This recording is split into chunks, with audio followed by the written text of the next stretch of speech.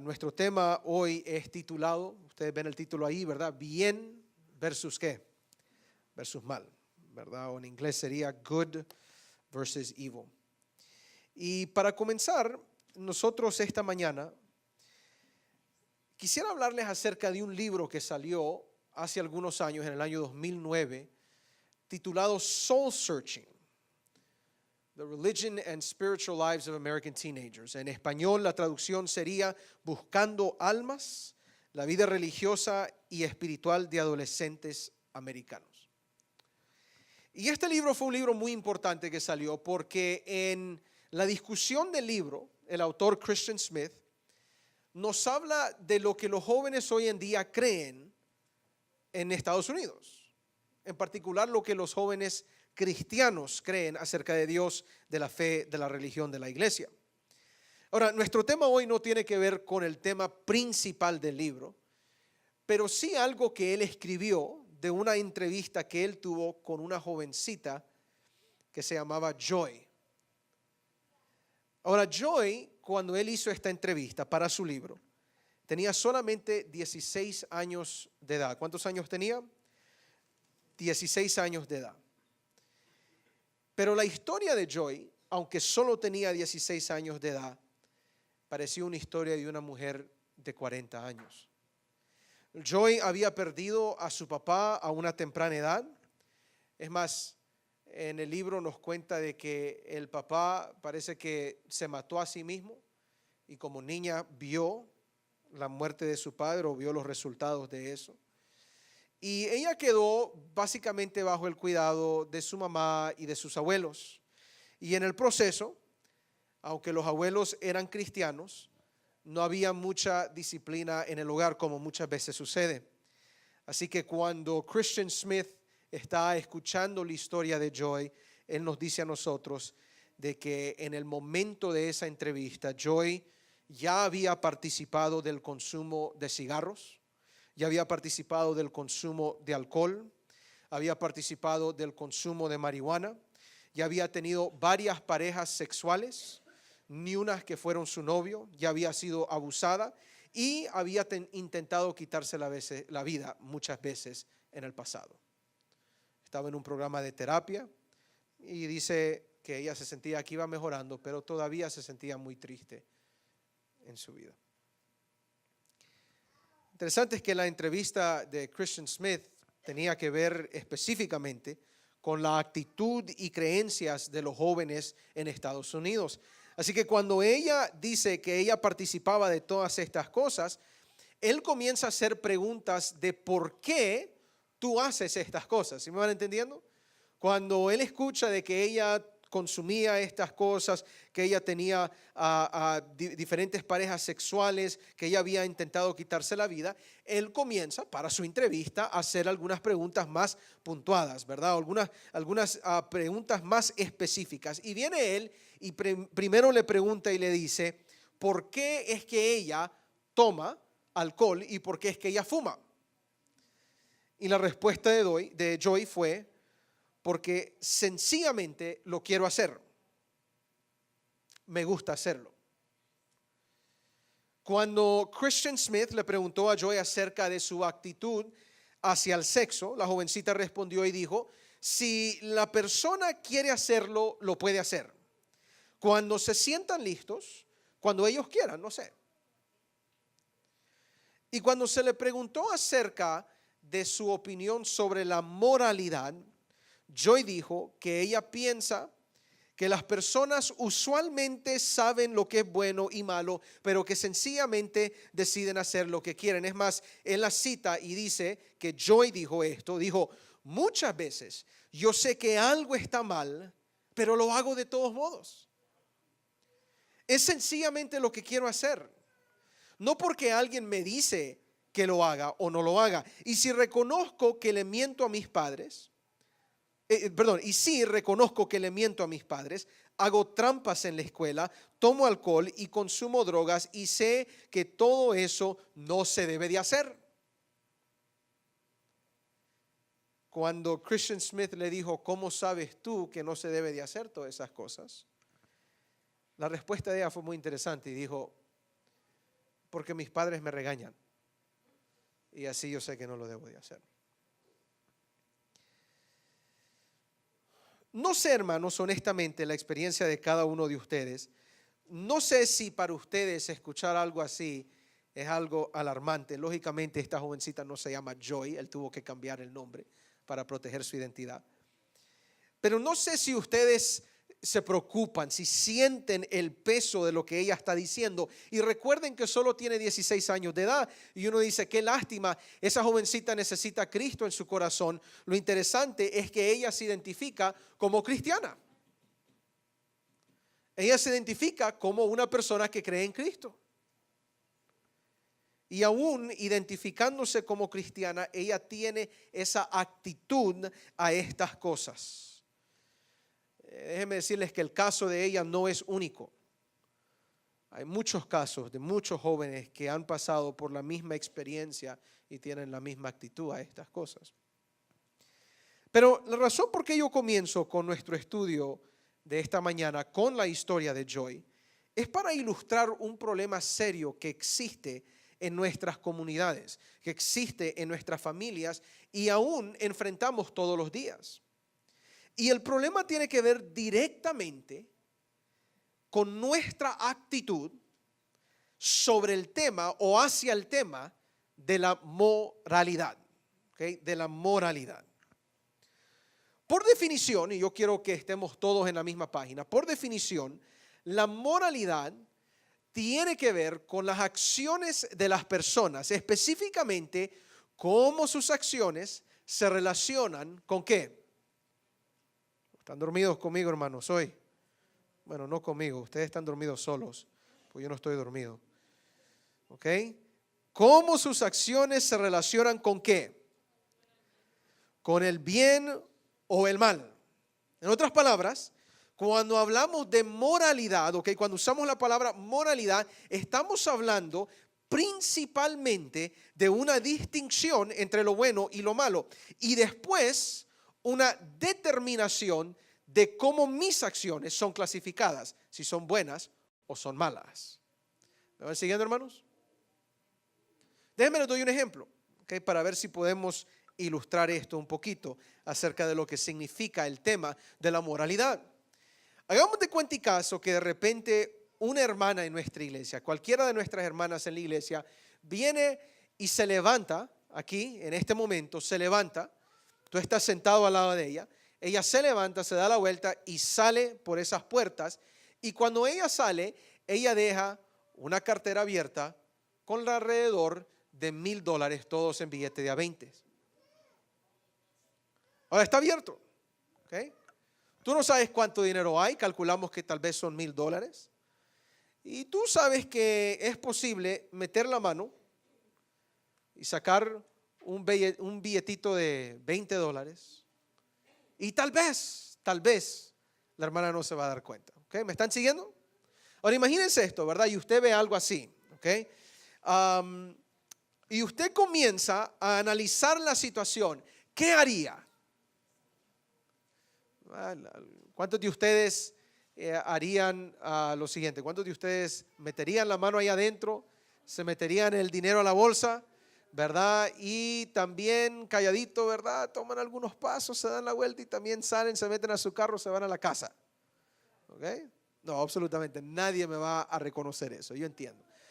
Pero noten lo que sucede, ¿verdad? Tú estás en esa situación y la gran pregunta es, ¿qué harías? Y comienzas a clasificar, noten esto, comienzas a hacer una distinción entre lo bueno y lo qué. Entre lo bueno y lo qué y lo malo. ¿Qué es bueno y qué es malo?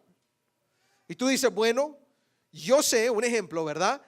El cuidar del dinero, eso sería algo bueno hasta que la hermana regrese. Yo voy a cuidar del dinero para que nadie se lo lleve. Cuando el hermano regresa, cuando la hermana vaya a regresar, se lo regresamos, no hay problema. También tú dices en tu mente, yo sé que si me llevo el dinero, el robar es ¿qué? ¿Es qué? Es malo, ¿ok? Es malo. Así que uno comienza a determinar cuál es la acción que vamos a hacer. ¿Me voy a llevar el dinero o lo voy a dejar? ¿Sí me van siguiendo, hermanos? La moralidad entra en esta discusión en ese momento, y dependiendo de lo que se te ha enseñado, dependiendo de lo que tú has aprendido durante el tiempo, tú vas a decidir si te vas a llevar el dinero o no. Me recuerdo que yo me encontré con una persona, no cristiana, gracias a Dios, pero que esta persona dijo claramente de que él se llevaría el dinero. Y le digo, ¿y por qué? Dice, porque ¿quién le dice a la hermana o a esa persona que deje su cartera abierta con dinero? Hay que enseñarle una lección. ¿Okay? Muy bonita excusa, ¿verdad? Pero cuando esa persona regrese y diga, ¿dónde está mi cartera? Estoy seguro que cada uno de ustedes ha tenido una experiencia donde han perdido su cartera o han dejado, ¿verdad?, algo así significativo en un lugar, en una tienda, en una, no sé, en un restaurante, algo así. ¿Y qué es lo primero que usted piensa cuando se recuerda dónde lo dejó? ¿Qué es lo primero que piensa? Ay, ¿se lo qué? Se lo robaron, ¿verdad? Pero usted va al lugar donde lo dejó y miren cómo somos. Usted tiene esperanza de que la persona que halló eso sea una persona moral, que sepa distinguir entre lo bueno y lo malo, y diga a esa persona, no, yo no me voy a llevar eso, más bien se lo voy a dar al dueño del restaurante para que así, si esa persona regresa, se lo regresen. Mi esposa una vez, ella no está aquí, así que no le cuenten, ¿ok? Una vez dejó una cartera, tenía todo su dinero, todas sus tarjetas, y aún la cartera había sido un regalo que yo le di, ¿verdad? Y pues no costó $10, ¿verdad? La cartera, un poquito más que eso, un regalo de aniversario, y lo deja a 1 hora de distancia. La cosa es que ella no recordaba dónde lo había dejado, ¿verdad? Y comienza a llorar, ¿verdad? Y dice, ¿tú cómo se me quedó, verdad? ¿Qué va a suceder ahora todo lo que me habías regalado, ¿verdad? Entonces le digo, no hay problema, yo voy a donde pensamos que lo dejaste. Y yo me fui. Ella no se había dado cuenta hasta 4 horas después. Entonces, para llegar al lugar a hora de distancia, entonces ya habían pasado como 5 o 6 horas. Yo entro adentro y le digo, miren, vengo buscando una cartera. Y me dice, ¿cómo es la cartera? Pues es así, de este color, ¿verdad? El nombre de la persona es tal, es mi esposa y todo eso. Dice, mira, dice, una persona entró aquí y dijo, mira lo que me hallé. Dice, tenía ganas de llevármelo porque me gustó la cartera, pero no, tal vez lo vienen a buscar. ¿Ok? Y ahí estaba.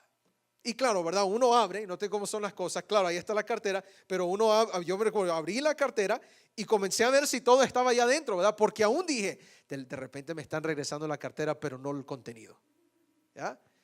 Pero uno tiene la esperanza de que en situaciones así, el asunto de la moralidad se aplique apropiadamente. Pero noten, tiene que haber una distinción entre lo bueno y lo malo. Y si usted busca hacer lo bueno, después que hizo la distinción y dice, no me voy a llevar el dinero porque eso es malo, usted no se va a llevar el dinero. ¿Sí me están siguiendo, hermanos, esta mañana? En otras palabras, la moralidad se concentra o se fundamenta en la distinción entre lo bueno y lo malo. Y el gran problema en nuestra sociedad, como lo vemos en Joy, la jovencita del cual les conté la historia, o las cosas que usted ve en nuestra comunidad o en nuestras familias o aún en Estados Unidos en total, es la gran pregunta de quién determina lo que es bueno y lo que es malo. El problema no es la distinción, sino el problema está en quién va a determinar lo que es bueno o lo que es malo. ¿Quién lo hace? ¿Tú lo haces? Miren, hay una historia muy famosa que ustedes conocen o alguna vez han escuchado la historia de Robin Hood. ¿Okay? Es interesante la historia de Robin Hood, ¿verdad? Porque ellos eran ladrones.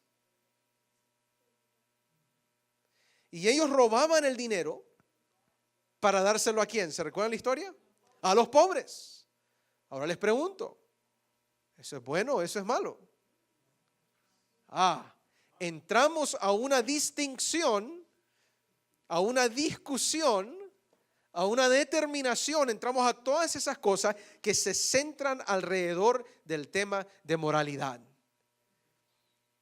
Y entonces no es tan fácil la pregunta porque tú dices, bueno, me vas a decir, el robar es malo, así que eso fue malo. Pero alguien va a decir, pero darle algo a los pobres, eso es bueno. Y alguien va a decir, pero depende a quién le robamos. Miren, hermanos, ustedes saben, He trabajado en aseguranzas por 12 años. Y ustedes saben cuál es el tipo de fraude número uno en Estados Unidos. ¿Saben cuál es? De las aseguranzas. ¿Y saben lo que las personas dicen? Porque yo los he escuchado, y con todo respeto a todos ustedes, con mi familia de raza, mis queridos hispanos y latinos, ¿ok? Me dicen, no, mira, yo le estoy metiendo más a este caso, porque yo les he pagado un montón de dinero a ellos. Ellos tienen un montón de dinero, no importa si yo les robo. Una persona me dijo eso una vez. Yo me quedé viendo y le digo, pero usted sabe que yo trabajo para la aseguranza, ¿verdad? Y me lo está diciendo así nomás. Sí, es que ustedes tienen un montón de dinero. Si les roban no hay ningún problema. Y entonces entramos a la pregunta de la moralidad. ¿Quién determina qué es lo bueno y qué es lo malo? Y para esa persona, la determinación de lo bueno y lo malo depende de lo que esa persona siente. Esa distinción entre lo que es bueno y es malo es la gran pregunta que nosotros tenemos que hacer esta mañana. E interesantemente, en Estados Unidos tenemos un problema muy grande en relación al tema de la moralidad. En el año 2016, 25 de mayo del 2016, el grupo Barna, que es un grupo que hace investigaciones sobre la cultura y la religión, hicieron un estudio exactamente sobre esta pregunta. Y algo muy interesante salió. Se dieron cuenta de que muchos adultos estadounidenses admiten, reconocen que no están seguros de cómo determinar el bien del mal. Te lo repito una vez más, que muchos adultos estadounidenses reconocen que no están seguros de cómo determinar el bien del mal. Es decir, cuando miran una situación, no saben si decir esto es bueno o esto es malo, no saben. Miren los números que ellos sacaron. Se dieron cuenta que el 57%, a ver si ustedes pueden ver eso, el 57% de adultos estadounidenses creen que conocer lo bueno o lo malo es asunto de experiencia personal. Dependiendo de tu experiencia individual, así es como se determina lo bueno y lo malo. Así que si tú creciste en un lugar donde habían puros ladrones, de repente tu experiencia personal te va a decir que robarle dinero a alguien o robarle cosas a alguien no hay ningún problema. Mira, hermano, esto es muy en serio, ¿okay? Sucedió algo muy, muy interesante recientemente. Yo no sé si ustedes escucharon esta historia. No me recuerdo en qué estado fue, pero dicen que un montón de jóvenes en bicicletas. No sé si escucharon esa historia. No sé si eran como 30 o 40 jóvenes, pero se miran un montón, ¿verdad? Van en la calle, ¿ok? Y llegan a una tienda, así una licorería, ¿verdad? Donde venden alcohol y sodas y todas esas cosas. Llegan a la tienda y esos 30, 40 muchachos entran adentro de la tienda y se comienzan a robar las cosas. Ahora, ¿qué hace usted como dueño de tienda cuando usted tiene a 30 personas haciendo eso mismo? ¿Los puede parar? No. ¿Cómo vas a parar a 30 personas? Y ustedes saben una tienda así, y se miran el video, si ustedes lo buscan en el internet lo van a encontrar, y se mira que los jóvenes van agarrando y se salen. Y lo que me pone a pensar a mí es, ¿cómo alguien puede pensar que eso es bueno? ¿Cómo es que alguien puede pensar de que eso es justificado? Eso está mal. Pero al fin lo hicieron. ¿Y por qué? Porque la mayoría de las personas piensa que lo bueno y lo malo se distingue a base de experiencia personal. Noten el segundo punto. La mayoría de adultos estadounidenses cree que cada cultura debe determinar lo que es moral, lo que es moralmente aceptable. Perdón, ahí está mal en español, ¿verdad? Lo que es moralmente aceptable. Así que, por ejemplo, jovencitas, si en una cultura se determina de que tú debes de casarte a la edad de 12 años y no importa con quién te vas a casar porque tus papás deciden eso, ¿ok? Y en otra cultura dicen que no debes de hacer eso, ¿quién está correcto? Bueno, los estadounidenses, la mayoría de ellos creen que cada cultura debe determinar. Así que si tu papá viene y te dice, mira, te voy a casar a los 11 años de edad con un señor que tenga 40 años, es un problema. Pero la actitud que tenemos es que cada quien determine lo que es bueno y lo que es malo. Y miren este otro número, 79%. ¿Okay? 79% de los adultos estadounidenses creen que la gente puede creer lo que quieran, siempre en cuanto esas creencias no afecten la sociedad. No importa. En otras palabras, muchas personas hoy en día comparten la opinión o la actitud de la jovencita Joy, cuando ella responde y dice: si me parece bien, lo voy a hacer. Si lo quiero hacer, eso es bueno para mí. No me importa lo que otros digan. Si a ti te gusta, está bien, hazlo. No nos tenemos que ir muy lejos con esto. La música hoy en día popular está llena de este pensamiento. Y usted va a escuchar la idea de que como hoy es el día de fiestas, hoy es el día de que vamos a ir y vamos a estar tomando y bailando y todas esas cosas. Vive la vida como tú quieras y no importa lo que otros digan. Esa es la actitud acerca de la moralidad. Ahora, hermanos, miren, antes que nosotros continuemos y entremos a la Biblia, debemos de reconocer de que esto no es un problema nuevo. De repente sentimos que este es un problema del tiempo del fin, pero permítanme decirles de que este es un problema que siempre ha existido desde el momento que entra el pecado en el mundo. La Biblia, cuando usted mira la Biblia en particular, usted va a ver varios ejemplos e ilustraciones de momentos donde la moralidad está confundida, donde la distinción entre lo bueno y lo malo, el hombre mismo confunde esas cosas. Déjenme darles algunos ejemplos. El primer ejemplo, y posiblemente el más claro, es lo que nosotros encontramos en el pueblo de Israel en el tiempo del profeta Isaías. Ahora, en el capítulo 5 de Isaías, Dios manda al profeta que reprenda al pueblo por su condición espiritual. Y cuando usted lee el capítulo 5, usted se va a dar cuenta que Dios pronuncia 6 ayes. Okay. En inglés sería 6 woes, okay, que son 6 avisos que Dios le está dando al pueblo de cosas que no son de su agrado. Y noten el aviso número 4, creo que es, el cuarto aviso, en Isaías 5:20, dice Dios a través del profeta Isaías: ay de los que a lo malo dicen ¿qué? Bueno, y a lo bueno dicen ¿qué? Malo, que hacen de la luz tinieblas y de las tinieblas ¿qué? Luz, que ponen lo amargo por dulce y lo ¿qué? Y lo dulce por amargo.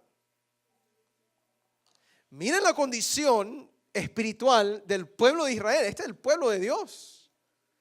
Ellos están diciendo: mira, las cosas buenas no las debemos de hacer, y las cosas malas, esas son las buenas, esas son las que hay que hacer.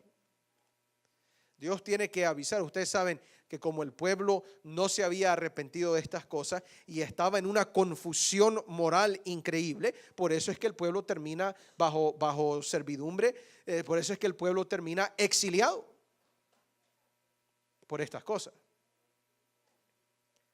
Este es un ejemplo muy claro y para mí es una ilustración muy buena de lo que está sucediendo hoy en día. Por ejemplo, hoy en día, noten esto, hoy en día pareciera, ustedes me corrigen si no es cierto, pareciera que el matrimonio entre hombre y mujer es peor que el matrimonio entre hombre y hombre y mujer y mujer. Es decir, hoy en día si alguien se para y dice: mira, me voy a casar, digamos un varón dice: me voy a casar con esta mujer, nadie lo aplaude. Pero si un hombre dice: me voy a casar con un hombre, está por todas las noticias. Ahora, el tema no tiene que ver con este punto. Pero lo que quiero que noten es que estamos entrando a un momento de confusión. Y lo puede ver aún en las prácticas de las personas. Hoy en día usted puede ver a una mujer caminando por la calle pero no sabe que es hombre. O usted puede ver un hombre pero no sabía que nació mujer. Si yo le fuera a dar una lista de todos los tipos de gender, se me da la palabra en español. Okay. Si usted ve todos los tipos, hay un montón, es decir, hay una gran confusión en estas cosas. ¿Por qué? Porque cuando comenzamos a eliminar las distinciones entre lo bueno y lo malo, estas son las cosas que suceden. O cuando hacemos como lo que dice el pueblo de Israel: lo bueno llamamos malo y lo malo llamamos ¿qué? Bueno, miren las cosas que suceden. Déjenme les doy otro ejemplo. Este es un buen ejemplo, yo creo, porque es una historia que ustedes conocen muy bien. Es la historia del profeta Jonás. ¿Se recuerdan la historia del profeta Jonás? La Biblia dice que Jonás recibió una orden directa de Dios. En Jonás 1:2 dice: levántate y ve a Nínive, aquella gran ciudad, y pregona contra ella, porque ha subido su maldad delante de mí. Y ustedes saben, él recibe esta orden y él decide: no, ¿sabes qué? Yo no quiero hacer eso. Son enemigos de Israel, así que yo me voy a ir para otro lado y me voy a ir más bien a la ciudad. ¿Se recuerdan a qué ciudad se fue? Tarsis, ¿ok? Y se sube en un barco y se va, y ustedes conocen la historia, ¿verdad? Comienza una gran tormenta, todos comienzan a orar a sus dioses, viene él, ¿verdad? Y él ahí está escondido por ahí, le dicen: ¿y por qué no le oras a tu Dios? ¿Cómo le va a orar a su Dios si él se está escondiendo de él? Entonces le dice: pues mira, te cuento una historia, mi Dios me mandó a que fuera a predicar y yo dije que no. Y ustedes se imaginan cómo se sintieron esos hombres del barco, ¿verdad? Y dijeron: ok, entonces todo esto nos está sucediendo por tu culpa. Y dice la historia ahí en Jonás, dice que vinieron y lo echaron al mar, ¿okay? Por recomendación de él, ¿verdad? Lo echaron al mar y dice que en cuanto nomás él entró al mar, todo se calmó, ¿okay? Pero para él no, porque cuando él entra al mar, dice que vino un gran pez. Pobrecito Jonás, ¿verdad? Vino un gran pez y, ¿verdad? Y se lo llevó. Y ahí anduvo nadando el mar, ese pez, ¿verdad? Por 3 días, dice, y 3 noches. Y ahí estuvo oliendo todo el sistema digestivo del pez, ¿verdad? Imagínense cuando el pez le daba un poquito de hambre, porque me imagino que Jonás era algo delgado, ¿verdad? Era bien flaquito, porque era profeta. Los profetas tenían una vida muy dura. Y entonces el pez tuvo más hambre. Entonces el pez abre su boca y le entran más pececitos pequeños. Y ahí vienen y le caen los pescados en la cara mientras él está oliendo todas esas cosas.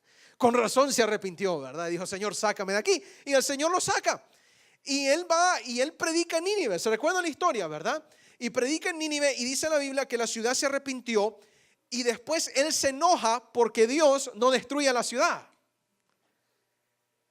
Y cuando él está teniendo una conversación, Dios hace una descripción muy interesante de Nínive.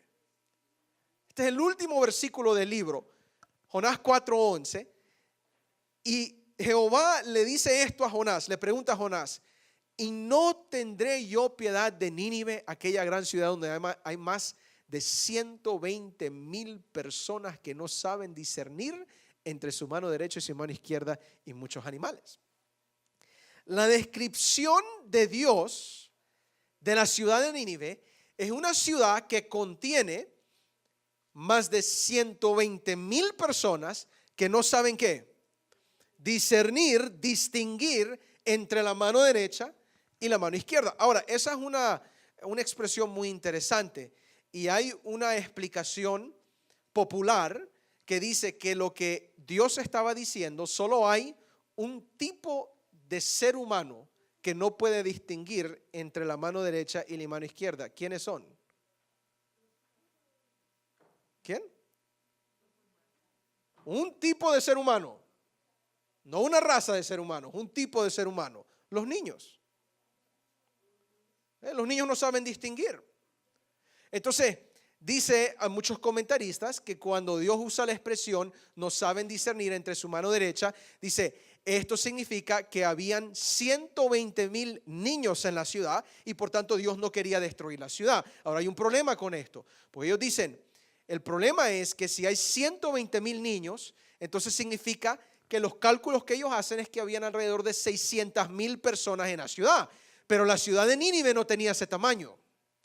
Entonces la explicación, dicen, es que Dios usa la expresión que no pueden discernir entre su mano derecha y su mano izquierda para decir que moralmente los ninevitas eran como niños.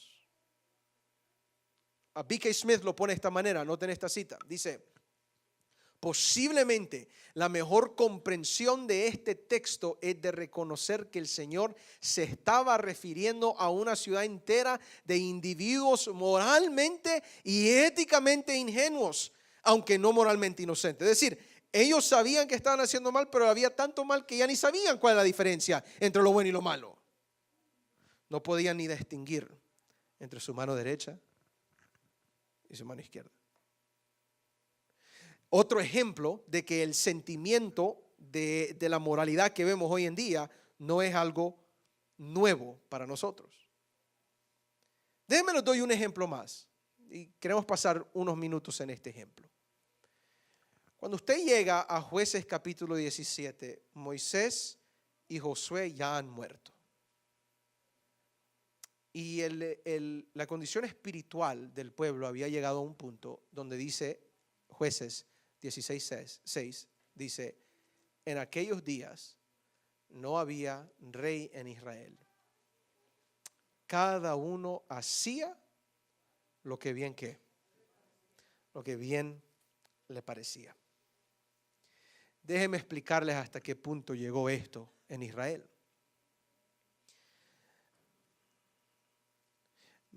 Les pido perdón por lo que les voy a decir. 2 capítulos después que se pronuncian estas palabras, que cada quien estaba haciendo lo que le parecía, lo que le daba la gana, se nos cuenta de un joven que fue a buscar a su concubina y con él iba su criado y algunos animales con él. Encuentra a su concubina y el papá de la concubina dice, quédate con nosotros, y él se queda algunos días. Pero después él dice, yo ya no me quiero quedar, me quiero regresar. Y él vivía a un extremo de la tierra de Israel y vivía, dice la Biblia que él vivía en los extremos de la tierra de Efraín. ¿Okay? Mientras él va haciendo su viaje de regreso, él para en una ciudad que se llama Gabá.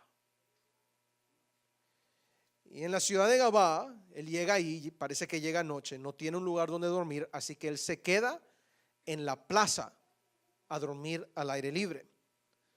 Un anciano de la ciudad, que escuchen bien esto, un anciano de la ciudad que iba entrando, dice la Biblia que era un forastero, pero él va entrando y le dice, no te quedes aquí, quédate conmigo. ¿Okay? No sé a dónde se quedaba como forastero, pero le dijo, quédate conmigo. Entonces él le dice, está bien, vamos. Y el hombre le dice, mira, hasta le voy a dar comida a tus animales y todo eso, ¿verdad? Pueden dormir en bien, no se queden durmiendo acá. Así que entran a la casa.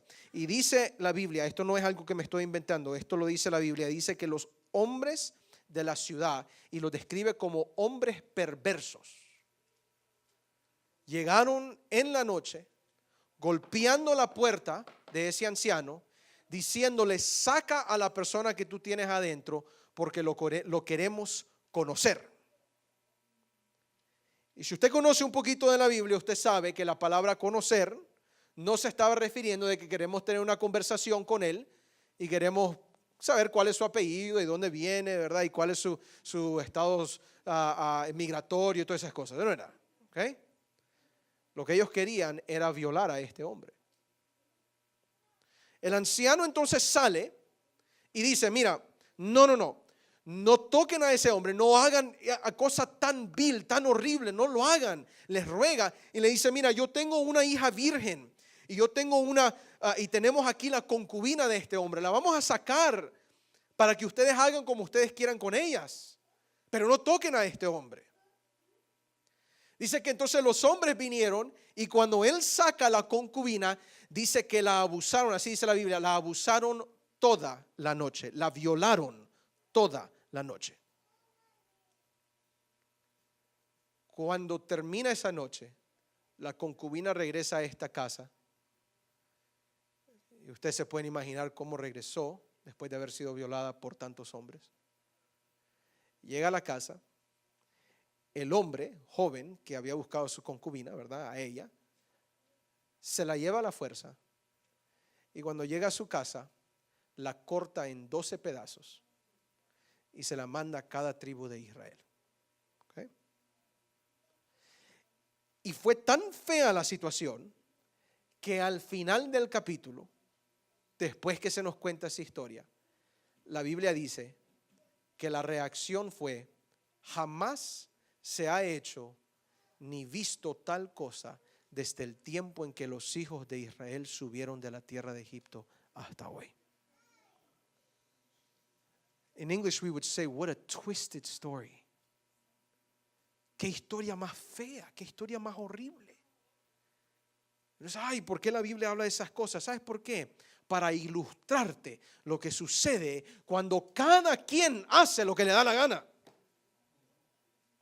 Cuando no hay distinción entre lo bueno y lo malo y cada quien determina lo que quiere hacer, llegamos a esa situación. Y no estamos lejos de eso, porque hoy en día en algunos países del mundo se está peleando para que un hombre o una mujer pueda tener un matrimonio con un animal. Estamos en una situación horrible. ¿Y saben por qué? Porque hemos llegado a un punto, a un momento en nuestra historia donde este problema que ha existido siempre se ha proliferado, se ha aumentado, se ha duplicado hasta el punto donde ya nadie sabe lo que es bueno y lo que es malo. A mí no me sorprende que nosotros vemos grande confusión hoy en nuestro mundo. Porque usted no ve aumento de violencia. ¿A poco no vemos promiscuidad, una sociedad altamente sexual? ¿A poco no vemos la legalización del uso de drogas? ¿No vemos el abuso de poder de las personas a quien nosotros elegimos? ¿No vemos una discriminación al pobre? Dígame que no vemos una discriminación por raza. Dígame que no vemos una discriminación por religión. Mis queridos hermanos, todas estas cosas ilustran el problema que tenemos. No es un problema nuevo, pero es un problema muy serio hoy en día. Y el problema es quién va a determinar lo que es bueno y lo que es malo. ¿Quién? Yo quiero que usted note algo acerca de este texto en Jueces 16. Lo voy a poner una vez más aquí en la pantalla. Cuando usted lee este versículo, y yo le hago la pregunta, ¿por qué es que cada persona hacía lo que bien le parecía? ¿Cuál es la respuesta que usted me daría de acuerdo a este versículo? ¿Qué dice el versículo? ¿Por qué no qué? Porque no había rey. La idea aquí, si usted se está imaginando, ¿ok? ¿Por qué es que cada quien hacía lo que bien le parecía? Porque no había una figura de autoridad en la vida de estas personas.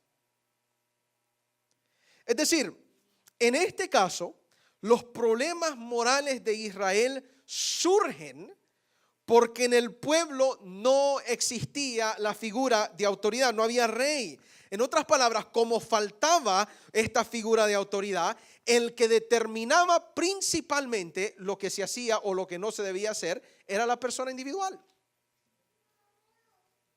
Y hay una lección muy importante aquí. Y la idea es que en la ausencia de una autoridad, cada quien hace lo que bien le parece. Déjenme se los ilustro. ¿Qué sucedería si usted deja a 4 niños de 5 años de edad en una casa sin una figura de autoridad? Mejor dicho, sería al revés, ¿verdad? ¿Qué no sucedería? Es más fácil de contestar. ¿Qué no sucedería en una casa si dejamos a 4 niños de 5 años de edad sin supervisión, sin el padre, la madre o sin una figura de autoridad? ¿Qué sucedería? Ay, Señor. Ustedes saben cómo son los niños, ¿verdad? Yo estoy aprendiendo esto ahorita, lo estoy aprendiendo rápidamente. Usted quiere escuchar a su hijo a todo momento. Porque cuando hay un silencio, el niño está en su cuarto, estaba jugando uno de estos días, y cuando hay un silencio uno dice, ¿qué está sucediendo? Entonces, yo un día estaba tenemos una salita así al lado, una salita larga. Yo estaba sentado ahí y yo sabía que mi hijo estaba en la sala. Pues yo lo podía escuchar jugar y de repente no escucho nada. Micah. Y nada, ¿ok? Micah, nada. Digo, no, este niño está en algo, ¿verdad? Entonces yo me voy calladito, ¿verdad? Para ver qué era lo que estaba sucediendo. ¿Y sabe lo que estaba sucediendo? Él había guardado unas papas fritas en el sofá, bajito del sofá. Y se las estaba comiendo. Pero se las estaba comiendo y me dio risa porque cuando lo hallé, él es chaparrito, ¿verdad? Pero la cabeza todavía le sube arriba del sofá. Él estaba así, ¿ok? Y se lo estaba comiendo. Y le digo, Michael, what are you doing? Y me dice, Papa, look, for you. ¿Okay? No, le digo, no. ¿Dónde encontraste eso? Porque cuando no hay supervisión, cualquier cosa puede suceder, ¿sí o no? ¿Sí o no? El problema es cuando hay ausencia de autoridad, cuando hay una figura principal y esa figura se desaparece, tenemos un problema. O digamos, pongámoslo ahora, uno dice, bueno, esos son los niños, pero estamos hablando de adultos. ¿Qué sucede cuando no existe la figura de la policía en una ciudad? ¿Qué sucede, por ejemplo, cuando se desaparece o cesa la autoridad del gobierno? Cuando el gobierno pierde control. ¿Qué es lo que sucede con las personas? Usted lo ha visto vez tras vez. Usted sabe que las personas comienzan a hacer lo que les da la gana.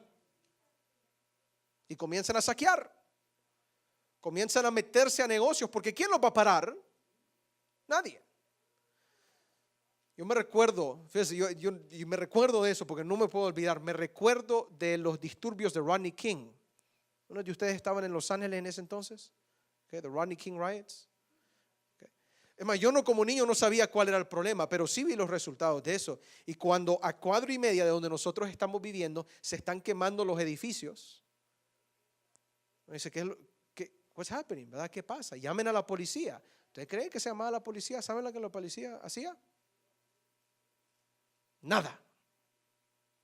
Es más, me recuerdo, esta imagen se me va a quedar impresionada, yo creo toda mi vida. Me recuerdo viendo a la policía de un lado de la calle y aquí estaban personas entrando a una tienda y sacando televisores, sacando todo este equipo eléctrico y la policía no hacía nada. ¿Y saben lo que sucede, hermanos? Cuando no hay una figura de autoridad, entramos a un estado caótico, no hay ley. No hay distinción entre lo bueno y lo malo. Y si usted más o menos me va captando a dónde queremos llegar, el punto es que para nosotros tener una vida exitosa, y el argumento grande de la Biblia es que la figura de autoridad, la que tiene que determinar lo bueno y lo malo, es Dios. Porque cada vez que el hombre lo ha tratado de hacer, se ha metido en problemas muy grandes. Dios debe ser la figura de autoridad que hace la distinción entre lo bueno y lo malo.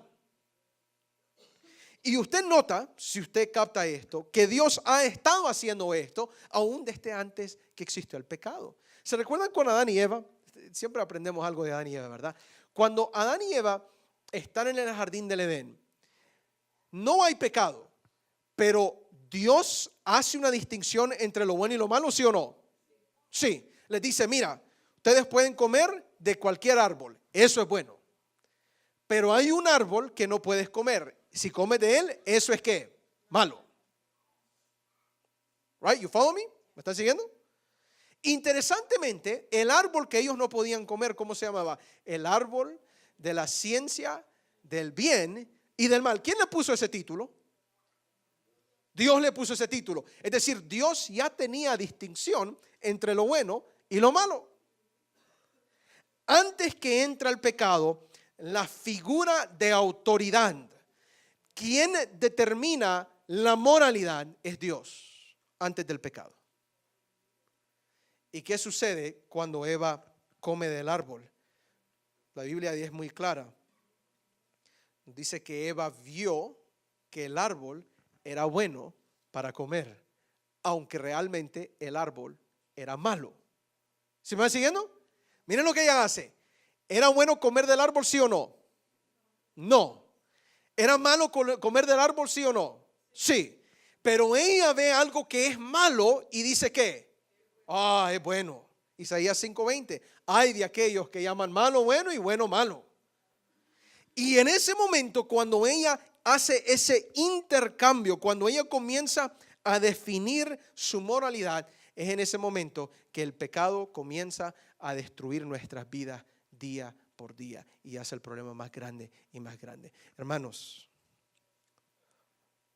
después del pecado, Dios nos trata de decir con mayor claridad qué es bueno y qué es malo.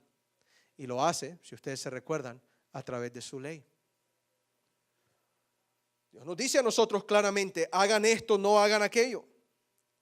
Y miren, algo muy interesante acerca de la ley. Dios le dio esta ley, estos 10 mandamientos, ¿a quién? ¿A quién? A Moisés. Y cuando Moisés le da esta ley al pueblo, noten esto, Dios le da la ley a Moisés, y cuando Moisés se la da al pueblo, Moisés dice lo siguiente, miren esto, dice, mira, está hablando Moisés, yo he puesto delante de ti hoy la vida y el ¿qué? El bien, la muerte y el ¿qué? Y el mal. Oh, miren hermanos, la ley de Dios dada a Moisés y después dada al pueblo es lo que determina lo bueno y lo malo en el reino de Dios. ¿Me van siguiendo? La ley es la que determina si tú debes o no debes de hacer tal cosa. Por eso es que el Espíritu Profecía dice algunas cosas interesantes acerca de la ley. Miren esto. Dice, la ley del Señor es una copia de su carácter. Sus santos preceptos fueron enunciados desde el Sinaí por la misma voz de Dios y fueron escritos con su dedo sobre las tablas de piedra. Se mantienen en vigor, pero noten esto, lo que viene aquí. Dice, se mantienen en vigor, llevando en sí la impresionante y clara significación de su suprema importancia. Significan vida para los obedientes y muerte para los desobedientes. A través de los siglos, capten esto, la ley de Dios se ha preservado como la norma más elevada de ¿qué? Díganlo todos conmigo, hermanos. ¿De qué? De moralidad. ¿Qué es la norma más elevada de moralidad? ¿Qué es?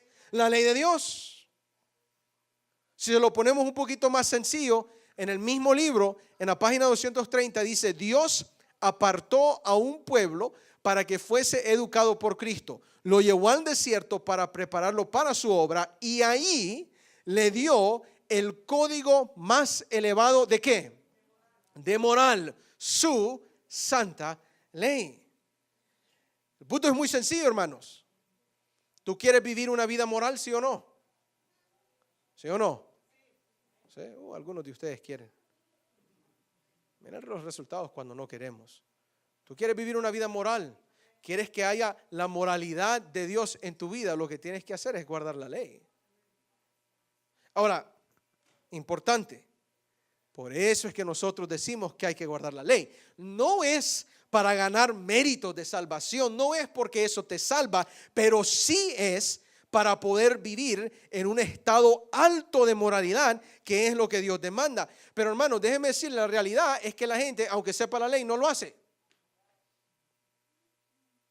Miren esto, 69%, ¿okay? 69% de los adultos estadounidenses cree que cualquier tipo de expresión sexual entre dos adultos con consentimiento es aceptable. Déjenme se lo repito una vez más. Cualquier tipo de expresión sexual entre dos adultos con consentimiento es aceptable. 69% cree eso. Usted dice, pero ellos no son de la iglesia. El problema es que 40% de los que se identifican como cristianos y creen en la Biblia creen eso también. ¿Qué significa eso? 4 de cada 10 personas, aunque la Biblia nos diga que no debemos de tener un ejemplo, relaciones sexuales antes del matrimonio, de todos modos lo hacen y creen en la Biblia. Hermanos, ¿qué problema el que tenemos nosotros de moralidad? Y ahí estamos en este hoyo, donde aunque sabemos, no hacemos. Hermanos, necesitamos apegarnos más a la moralidad que Dios nos provee. Y yo quisiera terminar este mensaje en que ustedes piensen esto. El pensamiento muy común hoy en día y la expresión muy famosa de muchos es: a mí no me parece mal. ¿Ustedes han escuchado eso antes? Sé que se los he preguntado antes. Muchos dicen: a mí no me parece mal. Pero hermanos, yo creo que como cristianos la pregunta no es si a ti te parece mal o no, la pregunta es si a Dios le parece mal o no. Y yo quisiera rápidamente, porque yo creo firmemente en la moralidad dada por Dios y pienso que eso es lo mejor que Dios nos puede dar. Yo les quiero dar 3 razones rapiditas por qué la moralidad de Dios es mejor. Rapiditas. El número 1. Y con esto vamos a terminar. La razón número 1 por qué la moralidad de Dios es mejor es porque la moralidad de Dios rechaza el yo y busca el interés de otras personas. Saben, la Biblia dice claramente en Jeremías 17:5, dice, maldito aquel que confía en el hombre.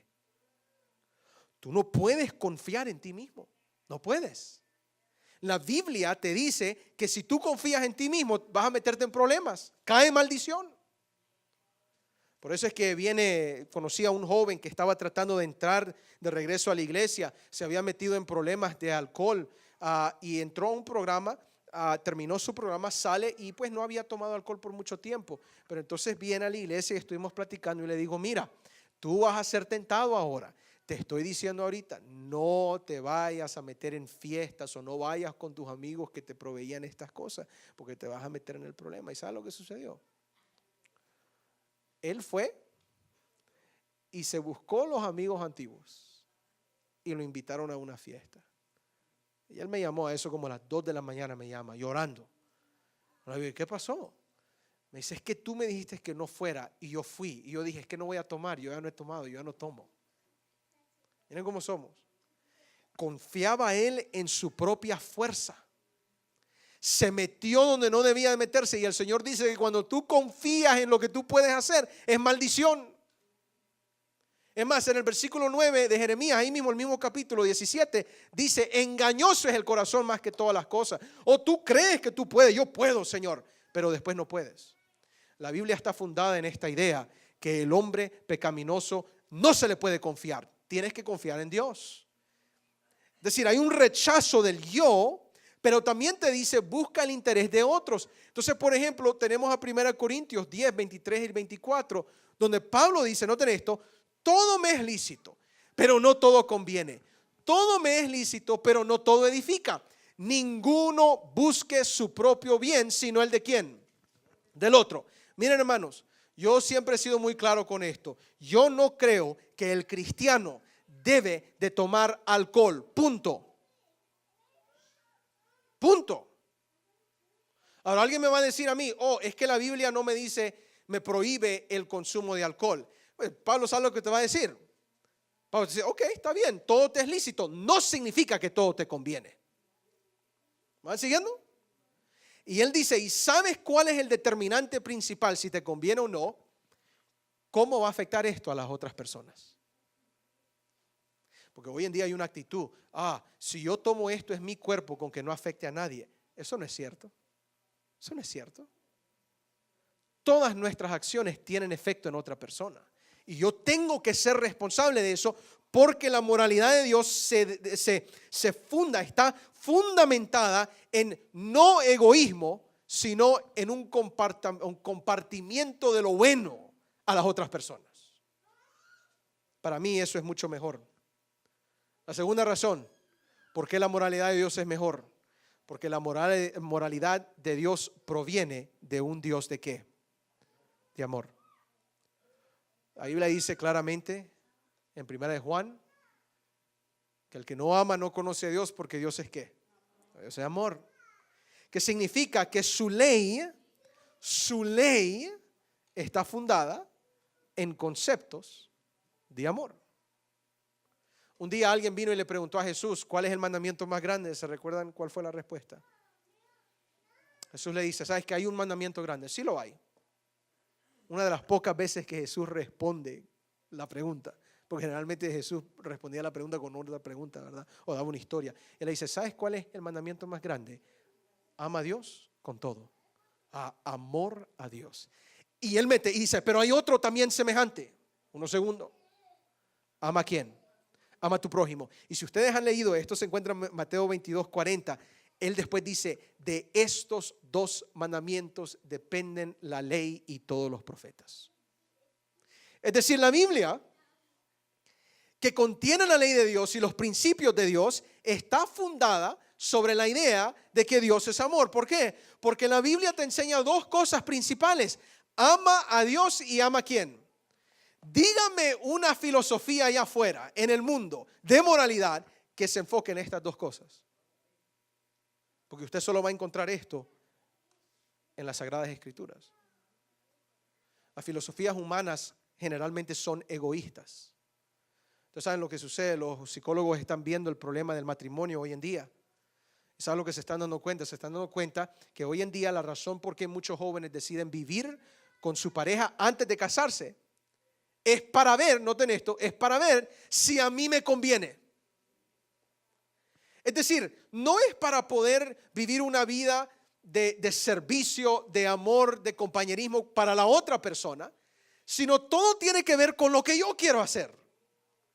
Si a mí me conviene, entonces me voy a casar, pero si no me conviene, no. Y el matrimonio no funciona así. De acuerdo a la Biblia, el matrimonio es para que tú te unas en una vida de servicio a esa otra persona. Dice la Biblia, esposos, amen a sus esposas, así como Cristo amó a su iglesia, que dio su vida por ella, porque fue lo que Cristo hizo. El matrimonio hoy en día, olvide el matrimonio, ¿verdad? El noviazgo hoy en día es un gran problema. Porque la gente es puro egoísmo. ¿Sabes lo que me recuerdo de una conversación que estábamos teniendo en la universidad secular, pero estábamos teniendo? Dice que hay algo bueno de vivir con la persona, porque así te das cuenta si el sexo va a ser bueno o no. ¿Para quién? Para uno mismo. Eso no proviene de un Dios de amor. Eso proviene de alguien egoísta. Alguien que está centrado en uno mismo. Entendamos que la moralidad de Dios es más alta que esas cosas, porque tiene un principio más alto también. Y el punto número 3, la moralidad de Dios tiene como ejemplo ¿a quién? A Cristo Jesús. La Biblia nos dice a nosotros que Jesús es el ejemplo de la mejor vida moral que podemos vivir. ¿Usted quiere ver a alguien moral hoy en día? ¿A quién va a decir que fue una persona moral? Dígame una persona que usted va a definir como buena. Los políticos se presentan muy bonitos, ¿verdad? Y dicen, mira, voten por mí porque yo soy una persona buena. Y cuando llegan ahí arriba, ¿qué sucede? Es más, hoy en día la persona no tiene que ser buena. La persona puede ser muy mala. Ustedes saben algo muy interesante, todas estas cosas que le están sucediendo al presidente hoy en día, ¿ustedes creen que las personas no sabían de que él no era la persona más moral del mundo? Y hoy en día a la gente no le importa eso. Antes por lo menos uno decía cuál es el carácter de la persona, ¿qué? Pero saben, fue elegido, y si usted estuvo de acuerdo o no, pero seamos muy sinceros, fue elegido porque vino de un punto americano centrado. No importa lo que el mundo haga, todo tiene que ver con nosotros, con nosotros, con nosotros. Y Cristo fue al revés. Cristo vino y dijo, no tiene que ver nada con nosotros. El punto de lo que yo les estoy enseñando es para servir a otros. Cristo no vino, aún siendo Dios, dice Filipenses 2, que Él no tomó esa forma de ser Dios como algo por qué aferrarse. Dice, más bien, dice, se humilló, tomando forma de siervo. ¿Por qué? Porque Cristo no estaba centrado en un egoísmo, sino estaba centrado en un deseo de servir a otros. Hermanos, la moralidad de Dios te pone como ejemplo a Cristo Jesús, y solo con eso es mejor. Solo con eso es mejor. Al fin, hermanos, yo termino con este texto. La Biblia dice que toda la escritura es inspirada ¿por quién? Por Dios. Y es útil para enseñar, para redarguir, para corregir, para instruir en justicia, a fin de que el hombre de Dios sea perfecto, enteramente preparado para toda buena obra. Y yo no sé de dónde tú determinas lo que es bueno y lo que es malo. No sé. Pero yo te estoy animando que tú uses esto para determinar y hacer la distinción de lo bueno y lo malo. Y cuando tú te enfrentes en una situación que no sabes si lo debes o no debes de hacer, busca lo que dice la ley de Dios. Busca el ejemplo de Cristo. Busca lo que los profetas escribieron. Porque realmente, si yo voy a tomar esto, literalmente, me dice allí que si yo hago eso, el hombre de Dios se va a volver perfecto. ¿Y no es eso lo que estamos tratando de alcanzar? ¿No quisiéramos ser perfectos nosotros? Pues somos imperfectos. Tuvimos una experiencia muy interesante ayer con Ricardo. Llegó un señor, se llamaba Brian, no lo conocemos, llegó en un carro destruido. Y me recuerdo que estábamos conversando y parece que habían problemas de abuso de drogas y todo eso, pero estaba llorando y bien alarmado él. Ricardo comenzó a hablar con él y yo me acerqué. Me recuerdo que oramos por él. Y me recuerdo que yo le dije a él, le digo, tú ya sabes lo que es bueno y lo que es malo. ¿Por qué no lo haces? Y me dice, bueno, es que es muy difícil. Y le digo, sí lo es. Pero ahí es donde entra Dios y dice, yo te puedo ayudar a ser la persona más moral que el hombre pueda ser. Si me dejas distinguir lo bueno y lo malo y si te apegas a mi ley.